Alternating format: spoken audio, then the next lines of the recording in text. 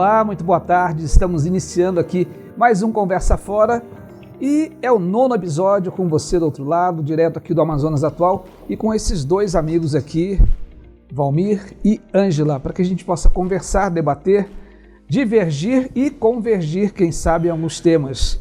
Temas alguns polêmicos, outros de reflexão e outros que podem te levar a uma indignação ou até mesmo a uma exclamação. E hoje nós vamos falar sobre violência. Nós estamos aí vivendo num mundo de extrema violência, sobretudo no convívio social.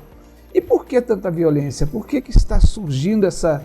Por que as pessoas estão deixando de lado a inteligência emocional e muitas vezes partindo para cima do outro sem, muitas vezes, um motivo pleno? Como alguns casos que nós vimos recentemente. E como que a gente pode conviver com essa violência ou como que nós podemos ser mais afetivos no convívio social? É sobre isso que nós vamos bater um papo a partir de agora com você aí do outro lado e nós aqui, direto do Amazonas Atual. Acho que o fato mais relevante que aconteceu ultimamente foi aquela questão daquela moça que foi dentro do condomínio, né? Da empregada que foi agredida por algumas pessoas, né? Por um casal,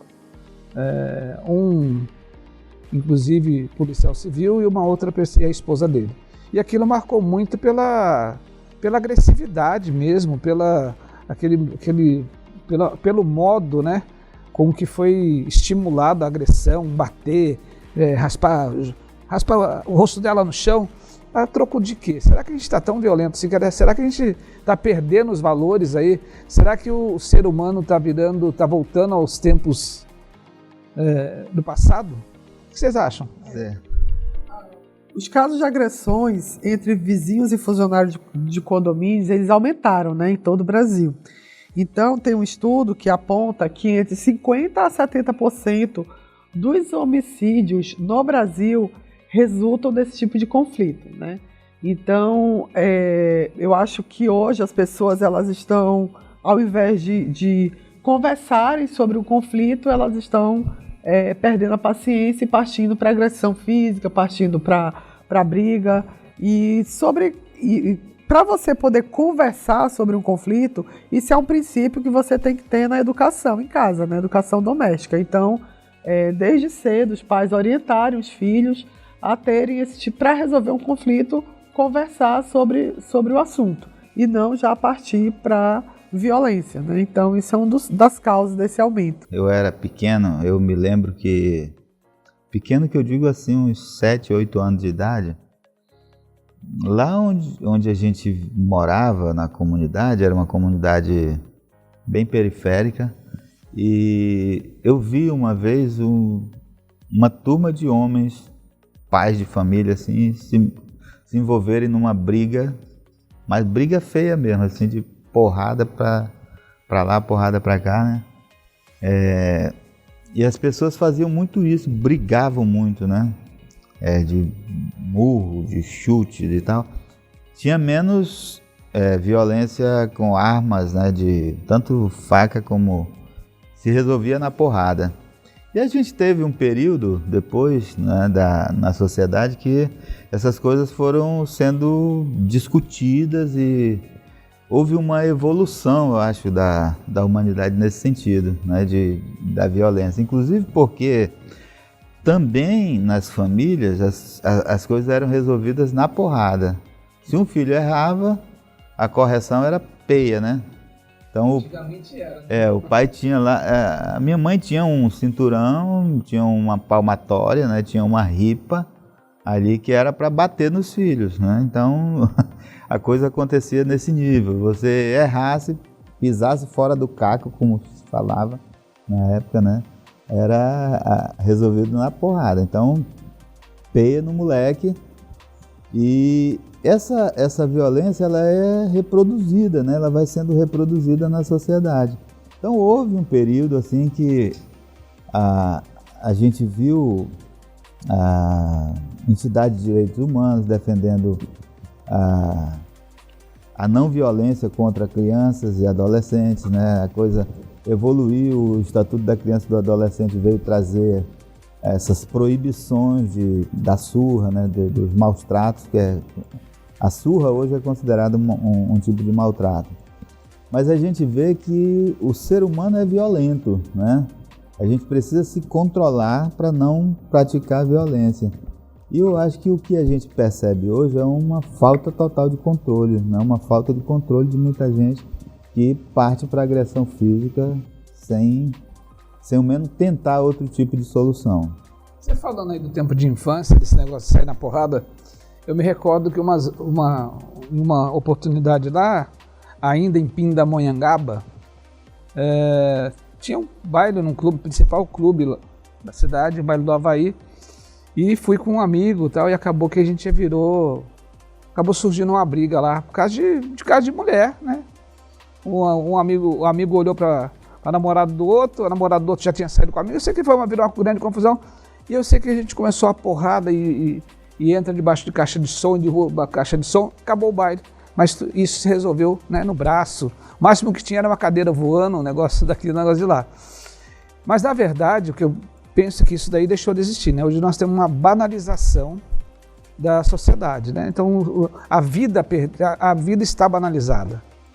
Qualquer motivo, seja numa briga de trânsito, o sujeito já puxa o revólver, seja numa noite de uma casa noturna que você está saindo, por qualquer motivo o sujeito está armado. Alguns usam aquele negócio, aquele tal de soco inglês, né, que é para se tornar mais violento. Então, assim, a vida está banalizada e a gente está numa sociedade extremamente violenta. A gente tem vários casos aí, não só de violência entre pessoas numa saída de uma festa, num botequim, né, num condomínio. E por quê? Porque as pessoas perderam o valor humano. O ser humano deixou de ser importante. Então tudo se resolve na porrada. Então acho que a gente está passando por um processo que eu não sei bem o caminho que a gente vai ter, né? Porque eu não sei se isso é falta de formação, se isso é falta de educação, se isso é falta de religião, ou se é estimulado por outros fatores, né, como álcool, droga, banalização, onde qualquer pessoa pode ter uma arma, né? Então eu não sei se isso tudo converge para a gente estar nesse mundo extremamente violento. Assim, tu me falando isso, eu lembrei de uma passagem na Bíblia, né, que diz que o amor de muitos se esfriarão. Então eu acho que passa um pouco por isso também, essa questão de banalizar a vida. Então, hoje, né, a gente tem que ter muito cuidado com o que a gente fala para o outro, porque às vezes o que eu falo para o outro é só a gota d'água para ele fazer algo contra mim. Então, como você citou, uma briga de trânsito, a pessoa faz uma coisa errada e você fica com raiva ali e tem faz algum gesto para o cara que te trancou, que fez alguma coisa, ou fala alguma coisa, e o cara já está no limite dele, você não sabe quem é que está naquele volante, com quem que você está lidando, e para ele é a gota d'água e pode te matar. Eu lembrei agora daquele caso, daquele lutador de jiu-jitsu lá em São Paulo, né, que estava numa balada e teve um desentendimento acho que ele era policial, o rapaz que matou, não lembro. E aí ele teve um desentendimento e levou um tiro. Então, às vezes, a pessoa diz, não, eu sei brigar, eu me garanto, mas você não sabe se o outro está armado, né? Então, tem isso também. Então, realmente, eu acho que a vida perdeu valor, sabe? Eu vi aquele motorista falando do caso do Kaique Brito, do atropelamento, que ele está traumatizado, ele está tendo dificuldade para dormir, para se alimentar, para trabalhar, porque ele fica revivendo a cena do acidente. Por quê? Porque ele não é uma pessoa violenta, então aquilo fez mal para ele, ele não foi o causador, mas aquilo fez mal para ele. Então, às vezes, no trânsito, se eu der uma freada muito brusca e eu quase bater alguém, o meu coração só falta sair pela boca. Imagine se eu batesse alguém. Então, para eu matar alguém, Deus o livre, era uma coisa que para mim está fora de cogitação, mas para muitas pessoas não, né? Banalizam, vida não tem valor, matam por qualquer coisa. Eu acho que é falta de base de família, falta de princípios de família, falta de Deus, falta de muita coisa. Olha, a gente precisa se perguntar o seguinte, quando é que eu tenho o direito de bater numa pessoa? Né? Eu tenho direito de bater em alguém? Eu acho que a gente não pode bater nem nos filhos. Eu defendo essa tese. Não precisa bater no filho. né? Por que eu vou bater? E bater não corrige ninguém. Se você for pensar, ele cria um trauma, né? A pancada, a surra... Não sei se cria esse trauma todo, sabe? Eu sou um pouco divergente disso. Por quê, Marcelo? Porque assim, ó, lá em casa, por exemplo, num determinado momento nós éramos corrigidos na porrada, né? Então lá tinha atrás lá da porta do banheiro, tinha lá uma espada de plástico, né? Que essa daí era a correção mais amena. E tinha o reio, né? Que às vezes o papai pegava aquele reio lá. O que é o reio? É o reio mesmo, de você bater em animal, um cavalo, né? E tinha esse negócio lá. De couro de animal, né? E eu lembro que algumas vezes eu apoiei aquele negócio daí, então ficava marcado na perna. E a gente tinha vergonha de ir pra escola com aquilo lá. Mas nem por isso, não tem nenhum revoltado lá, né? Nem por isso a gente perdeu o amor pelo pai e pela mãe. Você gostava de apanhar? Não, lógico que não. Acho que ninguém... Assim, eu costumo dizer que ninguém gosta do que é ruim. Ninguém gosta de apanhar. Né? Eu acredito que ninguém gosta de apanhar. Mas eu não sei se isso causa todo esse trauma. Mas eu concordo com você que os tempos evoluíram e isso é uma coisa do passado.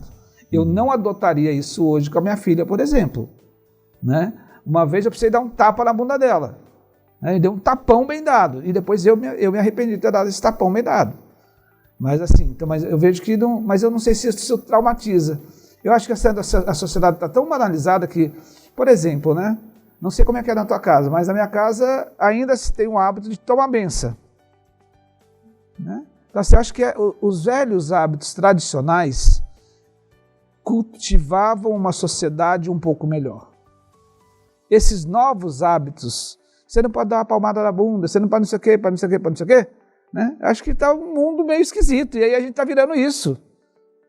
Mas olha, lá em casa também tem esse hábito de tomar bênção ainda dos pais, mas não tem o hábito de dar palmada, de bater. A gente conversa.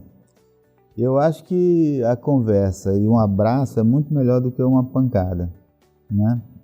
Eu digo isso pelo seguinte, eu não acho que teve ninguém revoltado na família.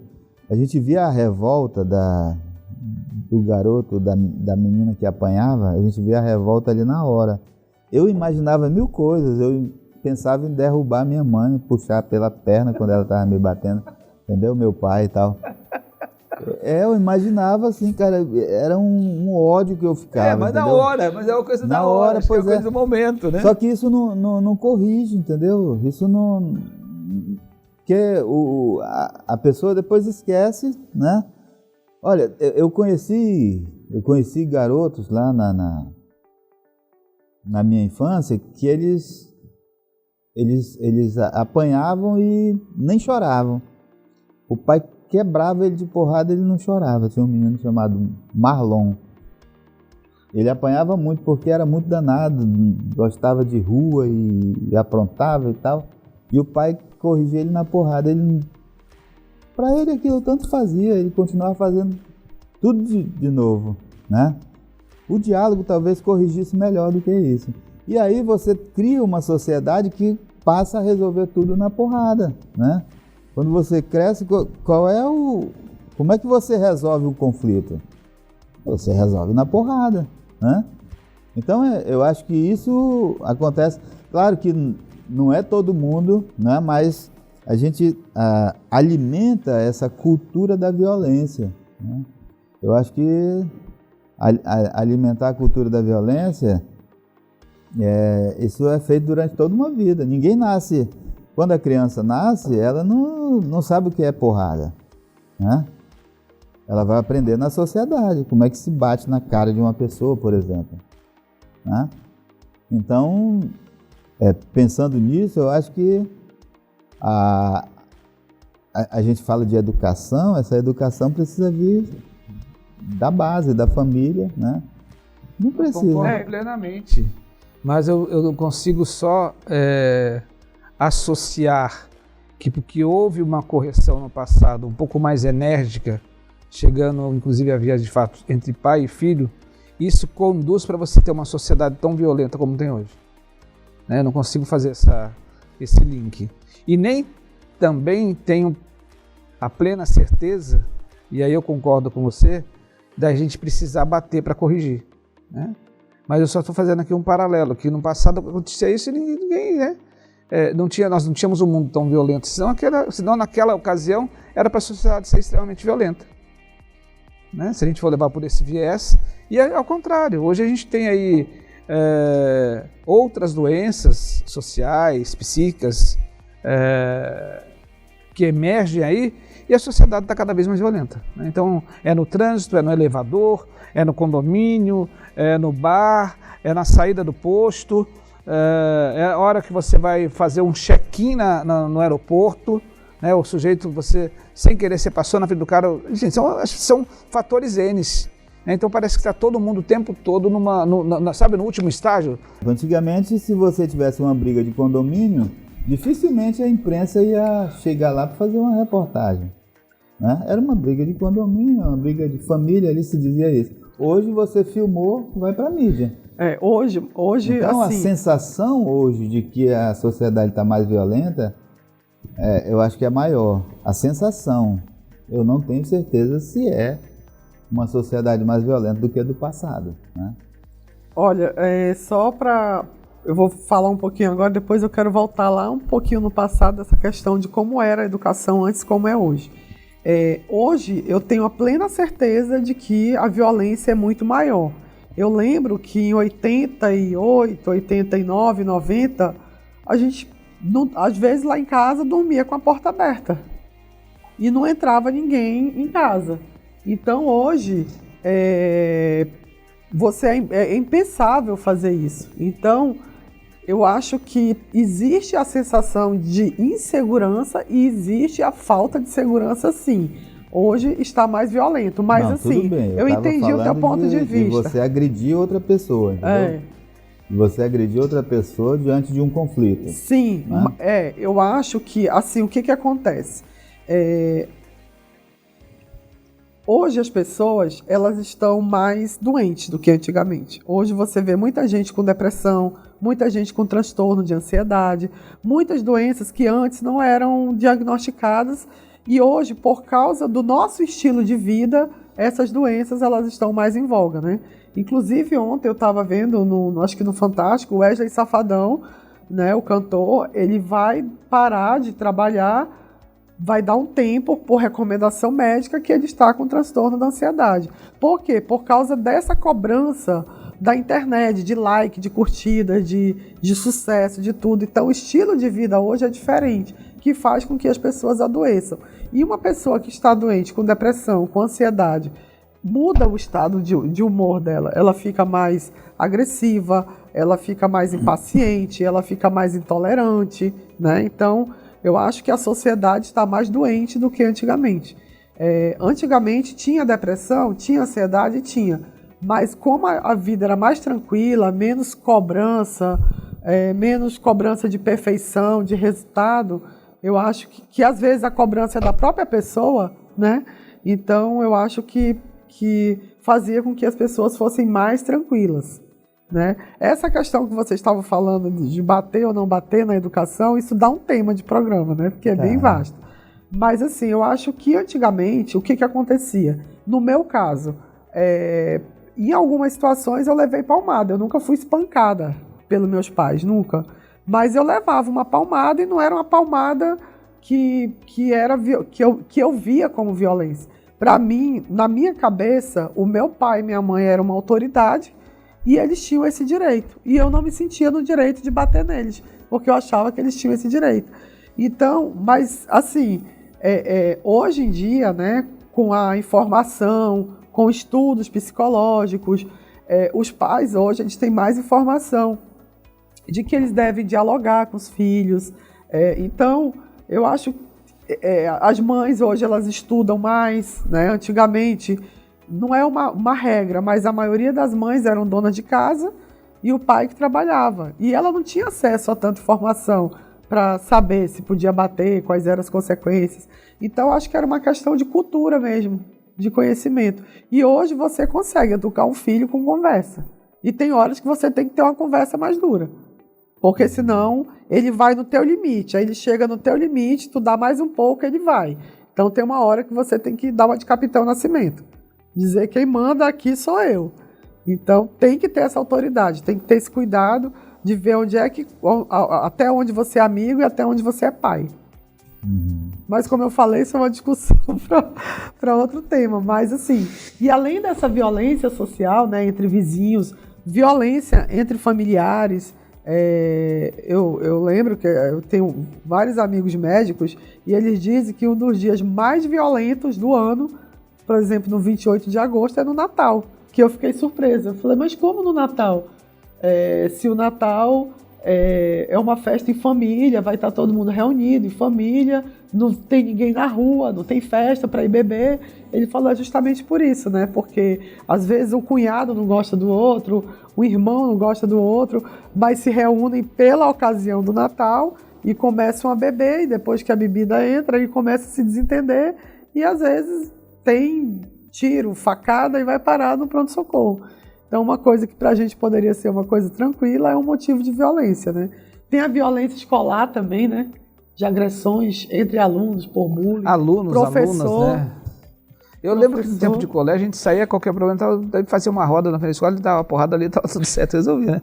Hoje em dia eu fico imaginando, já foi encontrado, inclusive em algumas escolas aqui em Manaus, alunos portando arma, portando soco inglês, portando arma branca. Então, para onde que nós estamos caminhando? E aí, pensando aqui, que a gente está falando sobre violência, mas como que a gente consegue ser mais afetivo e viver melhor na sociedade? Como que a gente vira essa chave, né? Algumas coisas que eu fico questionando e estava pensando antes do programa. Acho que tem uma palavrinha mágica, ou tem um ser, que é Deus, né? Para alguns é Deus, para outros é Jeová, para outros tem outro nome, Ser Supremo, o grande arquiteto do universo, qualquer que seja a interpretação. Mas eu penso que um dos viés é ter um pouco mais de convívio familiar, né? É ter um pouco mais dessa palavra evangélica aí, não importa a religião, as pessoas entenderem que nós estamos numa sociedade onde você precisa ouvir mais e falar menos, né? E que a gente não precisa ser o dono da verdade para estar certo. Então acho que passa por algumas coisas assim. E só que isso daí também leva para um outro ponto, né? Que às vezes a pessoa fazendo tudo isso, ela é vista como o bobinho da história. Mas será que a gente precisa de mais bobinhos na história para a gente ter uma sociedade melhor? Fico pensando nisso, fico me questionando. Eu tô falando nisso, eu lembrei da pastora que era deputada federal e que arquitetou a morte do marido. Pô, mas né? não é isso. Não, aí tu vai pro extremo, né? O Palmeiras tá de sacanagem, né? Não, isso não aí é tô, um extremo, não, pô. Isso daí, não, mas nós estamos falando de extremos. Isso daí é o pessoal que usa a religião em benefício próprio. Ela não mas tinha nós Deus não estamos falando de extremos aqui? Aí é a questão ela usar em benefício próprio. Como tem outras pessoas aí no mundo que nós estamos hoje, que usam a palavra de Deus para se promover ou em benefício próprio. A gente está falando de um outro viés, estou falando de um viés voltado para o ser humano, um viés voltado para o verdadeiro cristão. Né? Eu estou falando de outra coisa. Não estou falando dessa... Porque essa pastora aí, né, eu esqueci o nome daquela maluca lá, aquilo lá é oportunista. Flor de Lis, né? Aquilo é oportunismo. Ela tinha tudo, menos Deus no coração. Menos Deus. Né? Quando a gente fala de Deus, tem um cidadão aí que fala de Deus pra caramba e fez um monte de merda aí, né? Era violento, inclusive, entendeu? Pregava violência, né? Aí eles vão ter, qual a receita? Não, eu não gosto de receita, Marcelo. Não, mas qual a sua sugestão? Vai. Eu queria o seguinte: qual é a causa dessa violência? Por que as pessoas estão violentas? Eu não acho que não é por falta de religião ou de Deus. Né? Por quê?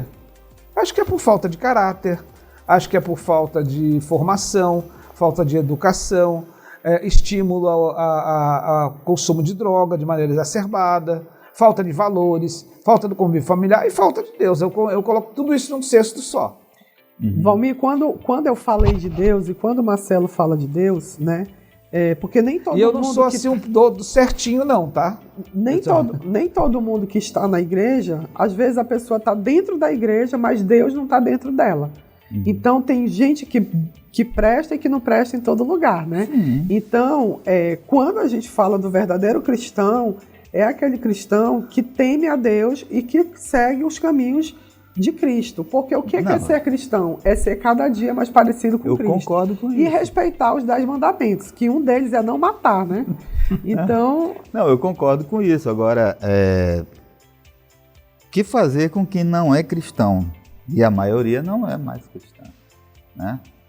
A maioria, às vezes, vai até numa igreja, mas não é um verdadeiro cristão, né? Eu acho que isso começa na base da família, sabe? Eu acho que a família e a escola, elas têm que trabalhar em conjunto. Porque a criança, ela tem que ir para a escola ela é um complemento da educação, né? Então, na escola, ela vai adquirir conhecimento. E a educação deveria ser em casa. Educação básica, de pedir por favor, com licença, de ser gentil, de ter princípios, de ter valores, de não roubar a caneta do coleguinha, dele chegar em casa com uma caneta diferente e a mãe saber de onde foi e conversar com o filho e fazer devolver. Então, eu acho que nada melhor do que os pais para identificar um comportamento, um desvio de comportamento do filho. Só que, infelizmente, tem vários motivos para isso não acontecer. Ou porque algumas pessoas trabalham muito para poder sustentar os filhos e não estão em casa para perceber isso, ou algumas mulheres que estão em casa estão nas redes sociais e não estão percebendo isso, educa o filho com o celular para não dar trabalho, coloca o celular para a criança, então ela não vai percebendo. Então, se a gente for falar aqui, tem vários fatores, mas eu acho que isso deve ser identificado em casa, ser corrigido, e a escola também é um complemento, dela ver um comportamento diferente, chamar a mãe e falar. Mas o filho não obedece o professor, porque na minha época o professor era autoridade, né?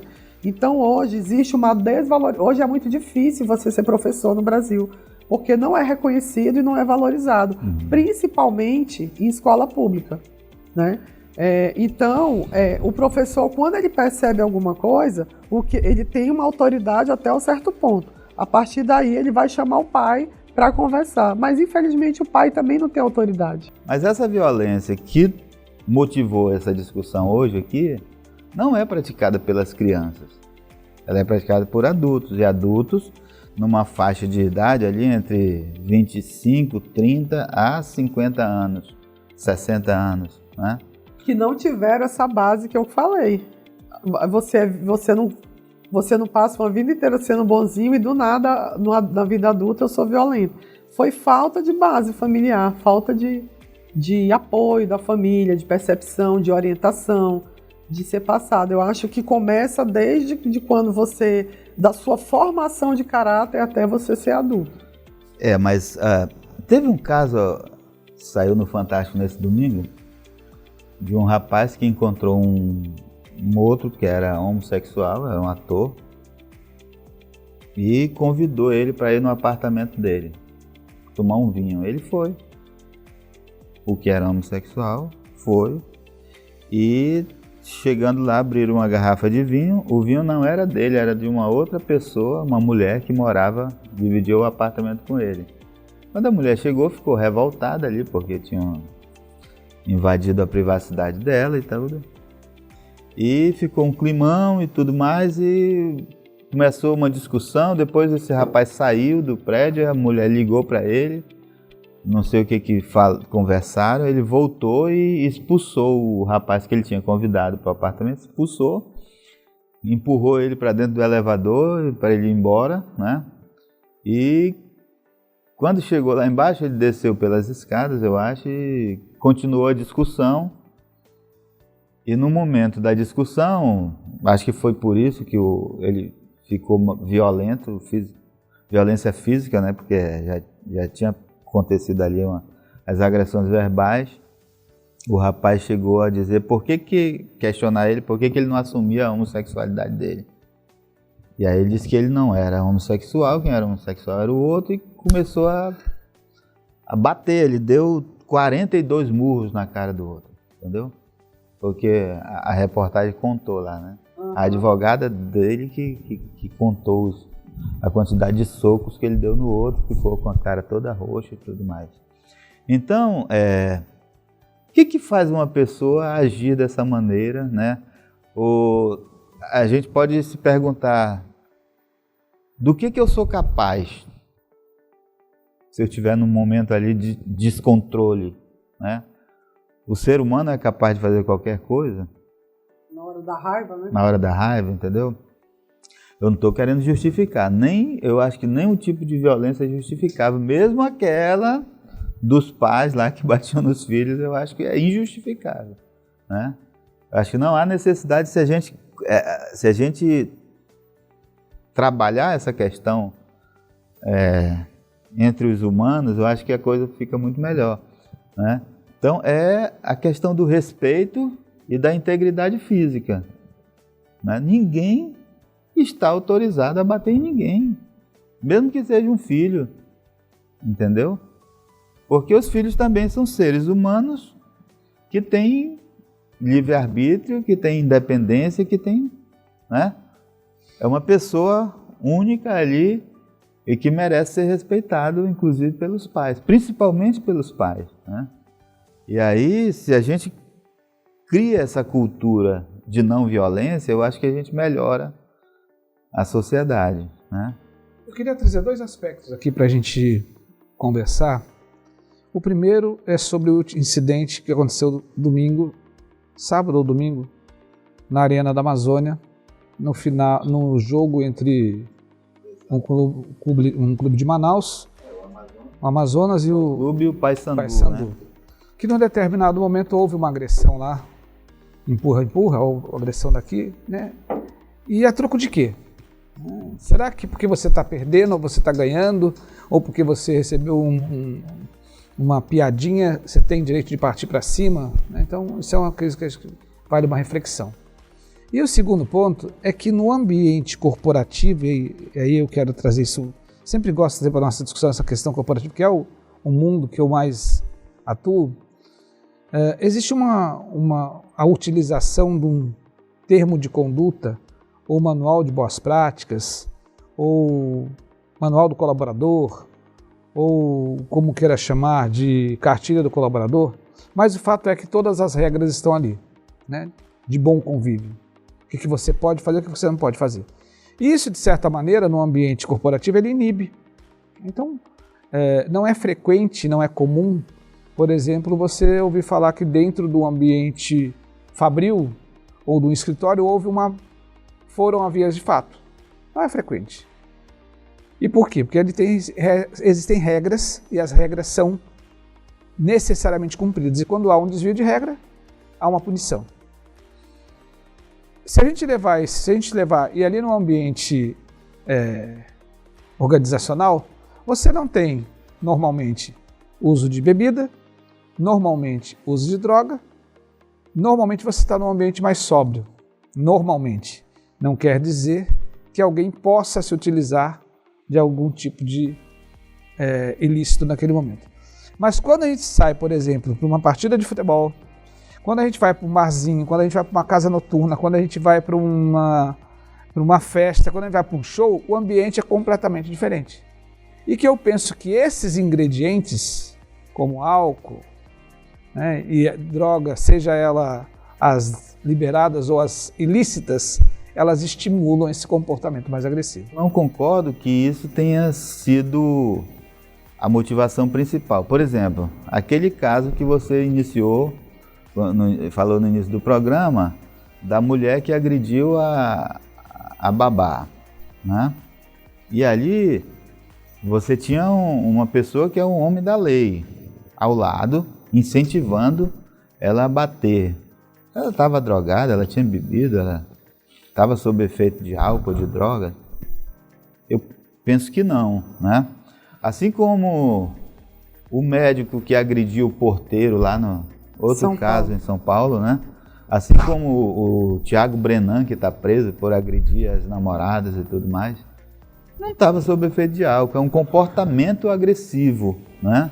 É um comportamento agressivo que ele se revela Tanto faz você tenha bebido ou não. Mas quando há o estímulo, a frequência é maior. Em ambientes com álcool, a frequência é maior.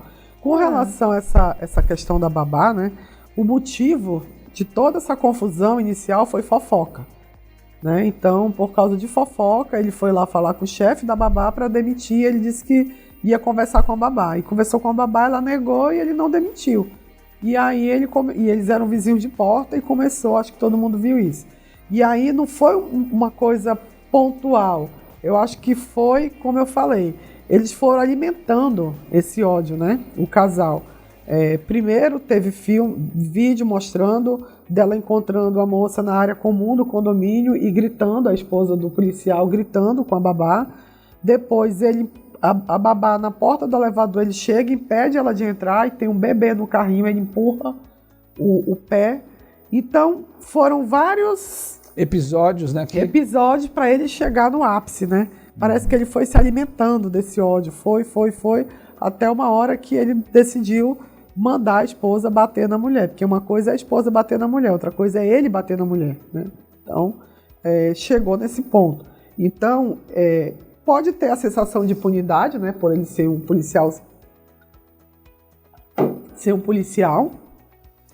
que, dependendo de quem ele tivesse feito isso, teria sido impune mesmo, porque, desculpa, como tinha um advogado envolvido, então a OAB eles são muito unidos. Então, a partir do momento que aconteceu esse episódio, já foi uma pessoa da OAB lá para a delegacia para acompanhar o que estava acontecendo. E aí teve a pressão da OAB para um rapaz ser mantido preso. Porque realmente, se fosse uma pessoa do povo, uma pessoa comum, só a babá, ele tinha batido, não tinha acontecido nada. Não foi só a babá, né? Não foi só a agressão à babá, foi o tiro. Então, mas eu tô falando que se fosse só com ela, talvez tinha ficado por isso mesmo. As coisas foram tomando outra proporção, né? Uhum. Mas ele começou a fazer essas coisas por se achar. Eu sou policial, nada vai acontecer comigo.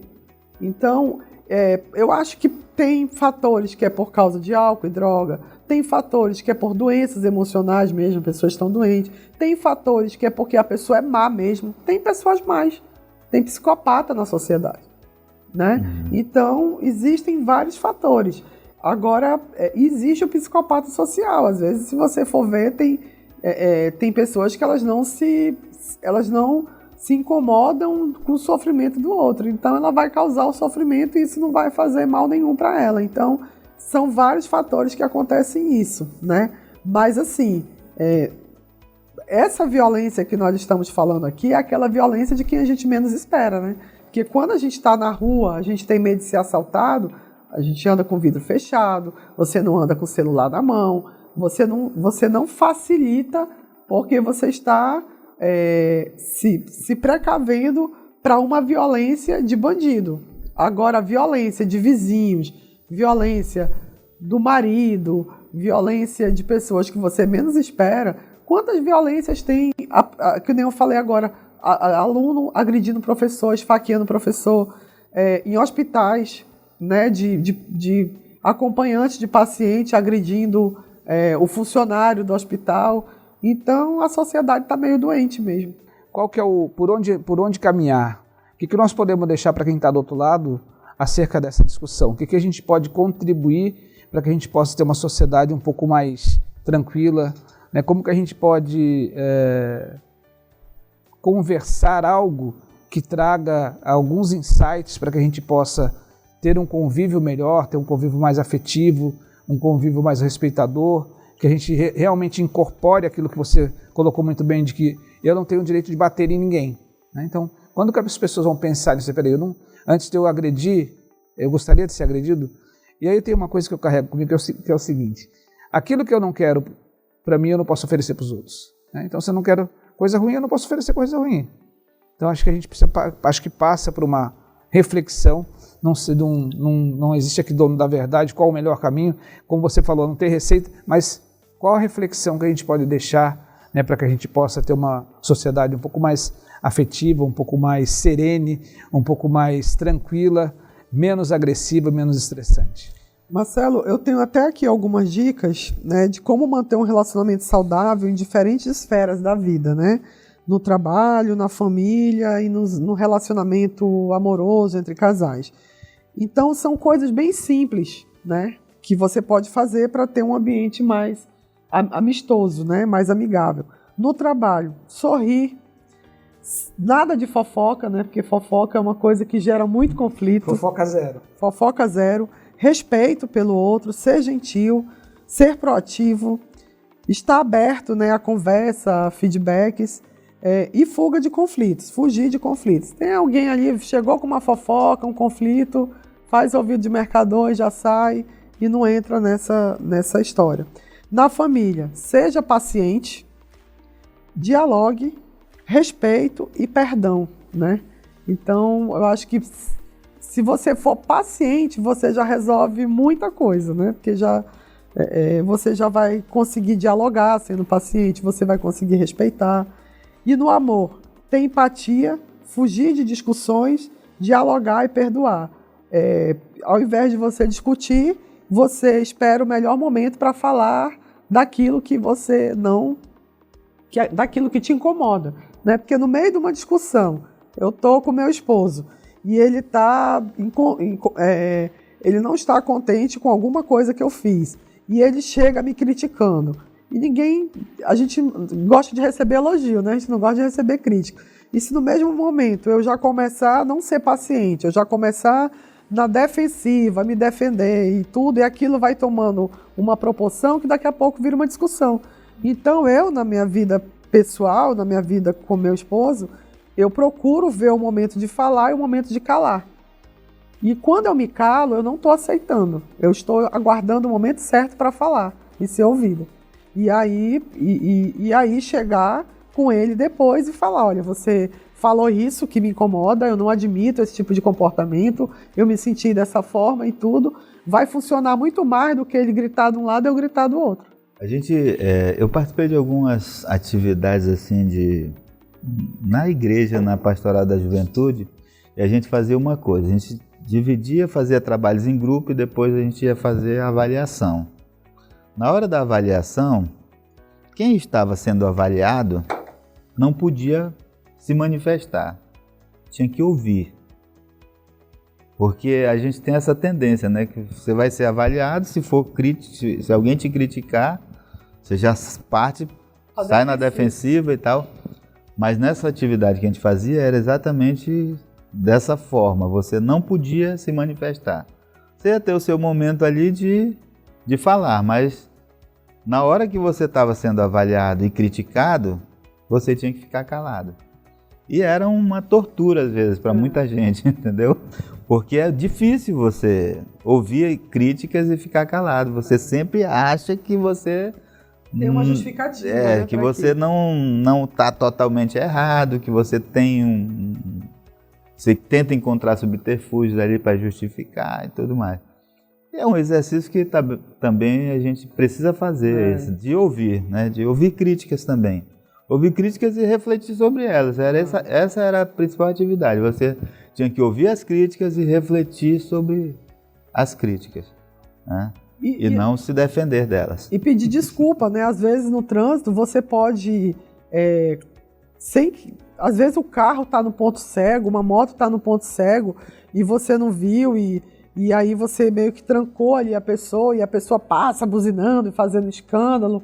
E a primeira coisa, o sentimento que vem é de raiva, né? Porque você se sente agredida, né? Agressão não é só física, a gente agride com palavras também. E quando você pede desculpa da pessoa, você desconcerta a pessoa.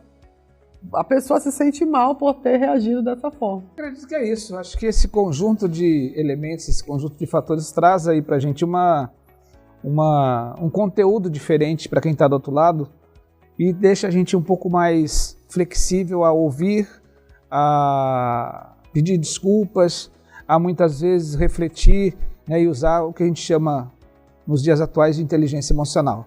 Eu costumo dizer que se a gente começar a fazer tipo a paradinha do Romário, né? Quando ele vai bater o pênalti, ele dá uma paradinha para onde ele vai chutar. Se a gente começar a fazer a paradinha do Romário, porque eu quero mandar o cara... Não, deixa eu pensar primeiro.